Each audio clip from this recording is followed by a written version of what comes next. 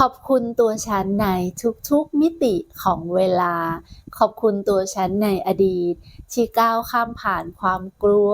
ความเจ็บปวดความไม่รู้ทำให้ฉันกลายเป็นเวอร์ชันที่ดีที่สุดในวันนี้ขอบคุณตัวฉันในวันนี้ที่กล้าที่จะกลับมารักตัวเองอย่างสุดหัวใจกล้าที่จะปล่อยวางปล่อยผ่านสิ่งที่ทำให้เศร้าและเสียใจขอบคุณตัวฉันในวันนี้ที่รักตัวเองแบบไม่มีเงื่อนไขขอบคุณตัวฉันในอนาคตที่เป็นเวอร์ชั่นที่สง่างามที่สุดที่ส่งพลังกลับมาให้กับฉันในปัจจุบันขอบคุณตัวฉันใน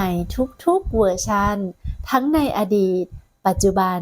และในอนาคตที่หลอมรวมกันส่งพลังให้กันและกันณขณะปัจจุบันนี้ขอบคุณขอบคุณขอบคุณ